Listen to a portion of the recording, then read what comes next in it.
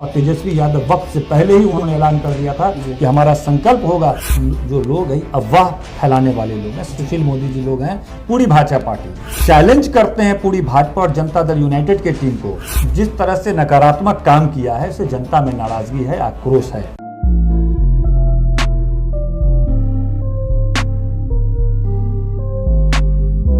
Twitter पर देखें तो आप भी बहुत एक्टिव हैं और तेजस्वी जी की टीम से आप जुड़े हुए हैं। देखते हैं कि रोजगार की, इंडस्ट्री की, इन सब की बातें खूब कर रहे हैं आप लोग आजकल, लेकिन कहीं ना कहीं आरोप तो आप पर भी लग रहा है ना। 15 साल आपने शासन किया, आपने इंडस्ट्री की बात नहीं की, आपने रोजगार के नाम पर अपहरण का उद्योग बना दिया, ऐसा कहते हैं लोग। तो इन सब चीज़ों को देखते हुए कहीं ना कहीं डर तो आपसे भी लगता है ना कि फिर आपको सत्ता देंगे तो कहीं ऐसा ना हो कि आपकी कुछ और बदल जाए, आपका जो प्राथमिकताएँ हैं।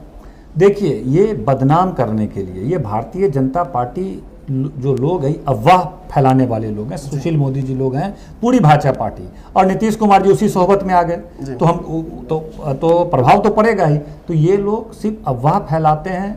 हम चैलेंज करते हैं पूरी भाजपा और जनता दल यूनाइटेड के टीम को कि राजद शासन काल में कितनी आपराधिक घटनाएं घटती थी और आपके शासन काल में कितनी आपराधिक घटनाएं घटती है। अगर है भारतीय जनता पार्टी और जनता दल यूनाइटेड के किसी नेता में, तो मैं हर अपराध, चाहे बलात्कार का मामला हो, लूट का मामला हो, अपहरण का मामला हो, चोरी डकैती, जिस भी अपराध का मामला हो, 100% से ज्यादा वृद्धि हुई है इस कथित सुशासन की सरकार में।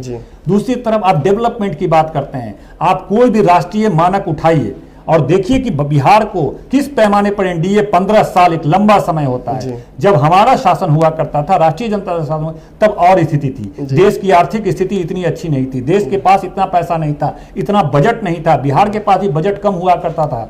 तो वैसी स्थिति में हम रोड कम बना पाते थे, काम कम कर पाते थे, तमाम तरह का डेवलपमेंट कम कर पाते थे। पिछले 15-20 वर्षों में देश हमारा तरक्की किया है, आर्थिक स्थिति इसकी मजबूत हुई है और तमाम क्षेत्रों में काम हो रहा है। जैसे रोड के काम हो रहा है, बिजली का काम हो रहा है, कि नीतीश कुमार कर रहे हैं। पूरे देश में जाकर के देखिए, तमाम वैसे राज्य जहां पे रोड की स्थिति अच्छी नहीं, सभी यूपीए ने किया, सभी सरकारों ने किया है। यूपीए ने किया, यूपीए के जब हमारे सरकार थे, हमारे रघुवंश प्रसाद सिंह थे, बड़े पैमाने पर दिया। इलेक्ट्रिफिकेशन का काम का इस तरह लेते हैं मुख्यमंत्री जी कि बिहार में विद्युतीकरण का काम उन्होंने किया है। राजीव गांधी विद्युतीकरण योजना के तहत बिहार में इलेक्ट्रिफिकेशन का काम हुआ, लाखों गांव हुआ।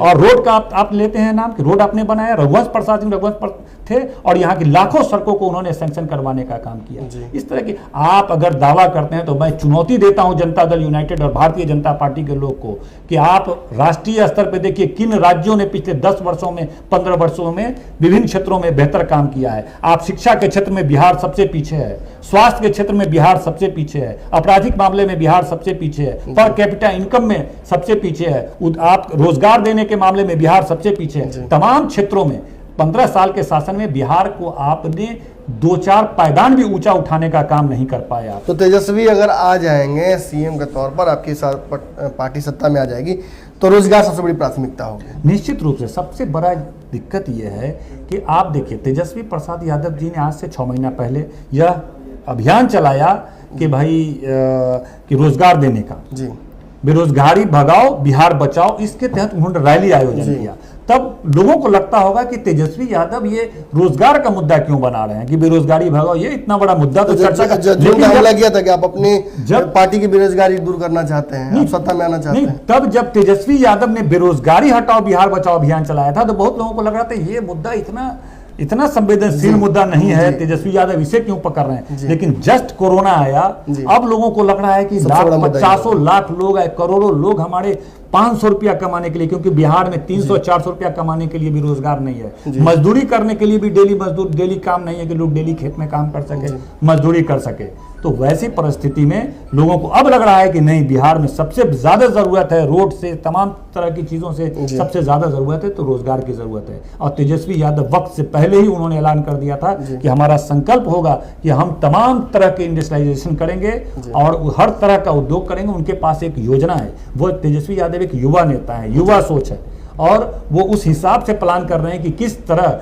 हर डिस्ट्रिक्ट में, हर ब्लॉक में, हर पंचायत में किस तरह का किसी को बाहर नहीं जाना, किसी को बाहर नहीं जाना पड़े। किस तरह। अंतिम सवाल है सर मेरा, आप जिस क्षेत्र से आते हैं उस क्षेत्र को लेकर ये सवाल है। समस्तीपुर में भी कई समस्याएं हैं, रोजगार की समस्या वहाँ भी है, कई बार हमने देखा उन समस्याओं को लेकर आप मुखर रहे हैं सदन में। लेकिन बहुत बात आपकी सुनी नहीं गई है। कौन से ऐसे काम हैं जो इस बार चुनाव में फिर से आप जीत कर आइएगा तो वो आप मुखरता से पूरा कीजिएगा, चाहे सत्ता में हो या विपक्ष में? देखिए, हमारे यहाँ 2-4 उद्योग वगैरह थे। हमारे चीनी मिल था, उसको सरकार ने बंद कर दिया, बेच दिया जी। बेच दिया। बिहार के लगभग चीनी मिल को बेच दिया, जिसमें समस्तीपुर चीनी मिल था उसको बेच दिया। हमारे यहाँ एक जूट मिल है जिसको बंद करके बैठा रखा है। 5,000 लोग स्ट्राइक किए हुए हैं पिछले 2 सालों से। 2 सालों से क्यों? क्योंकि पैसा बिहार सरकार पैसा नहीं दे रही है। जो भी वहाँ उत्पादन हुआ करता था जूट का, वो बिहार सरकार को सप्लाई था। ये 2 साल से उसको दे नहीं रहे। कौन इसका मालिक है? सरकार का काम था उसको कंट्रोल करना, उसको पेमेंट करना, उसको चालू करवाना। तो थोड़ा भी आज 15 साल के शासन में इन्होंने कोई भी उद्योग कल कारखाना को बढ़ावा देने का स्कीम नहीं बनाया, और हमने लगातार सदन में उठाने का काम किया। लेकिन विपक्ष के सदस्य सदन में आवाज उठा सकते हैं, लेकिन नीति बनाना, किसी भी उद्योग कल कारखाने को बढ़ावा देने का, ये नीति बनाना सरकार का काम है। सरकार की नीति में ही शामिल नहीं है कि बिहार में रोजगार का सृजन कैसे हो, उद्योग कल कारखाना कैसे हो। तो विभिन्न क्षेत्रों में हम लोग सफल अपने क्षेत्र में नहीं हो पाए, क्योंकि हम अधिकांश समय विपक्ष में रहे। पिछले 10 साल से मेरे अधिकांश विपक्ष में रहे, और सरकार की नीति ही नहीं है उस तरह का काम करने की वजह से। वरना जो भी आवश्यक मेरे क्षेत्र की समस्याएं थी, जो हमारे संभव था हमारे लिए, उसको कराया। जो सरकार के स्तर से होना है वो तमाम थे। जीत को लेकर कितना आश्वस्त है? पिछली बार आप साथ में थे नीतीश कुमार के, इस बार जीत को लेकर कितने आश्वस्त हैं? देखिए, जिस तरह से भारतीय जनता पार्टी और बिहार की एनडीए सरकार जिस तरह से नकारात्मक काम किया है, इससे जनता में नाराजगी है, आक्रोश है। और हमें लगता है कि हम लोग लगातार जनता के बीच उपस्थित रहे हैं जी। और पूरी समर्पण भाव से जनता के लिए काम किया है हम लोगों ने। और हमारी पार्टी, हमारे नेता की विचारधारा के प्रति लोगों का बड़े पैमाने पर समर्थन है। और जिस तरह अभी की घटनाएं घटी है, लोगों को विश्वास हो गया है कि ये लोग बड़े लोगों के लिए, पूंजीपतियों के लिए है। गरीब गुरबा, आम जनता और बिहार और देश की चिंता इन लोगों को नहीं है। इसलिए हम लोग की जो अपनी है राष्ट्रीय जनता दल और हमारे गठबंधन को बड़े पैमाने पर समर्थन मिलेगा और हमारी सरकार बनेगी। निश्चित रूप से हम इसके लिए पूरी तरह से आश्वस्त हैं। हमें इतना समय देने के लिए बहुत बहुत धन्यवाद सर। बेबाकी से अपनी राय रखने के लिए भी धन्यवाद। देखिए, बहस तो बहुत लंबी हुई, मगर आपने सारे मुद्दों पर इनकी बात सुन ली है। साफ गोई तो साफ झलक रही है। अगर राजनीतिक मुद्दों पर भी बात करें तो इन्होंने खुलकर जवाब दिया है।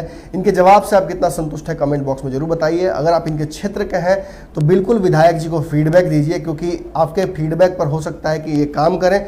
और आने वाले समय में, अब तक तो बोल ही रहे हैं साफ तौर पर कि 10 सालों से विपक्ष में है और अपनी बातें मुखरता से रखी है। अगर सत्ता में आएंगे तो हो सकता है वो काम भी कर दे जो कि अब तक बाकी रहे हों। तो भैया, इनसे मुलाकात करनी है तो चैनल को सब्सक्राइब कर लीजिए। खबरों का सिलसिला लगातार भारत लाइव पर जारी रहेगा। इन खबरों को प्राप्त करने के लिए चैनल को सब्सक्राइब करके बेल आइकन जरूर दबाइएगा। धन्यवाद।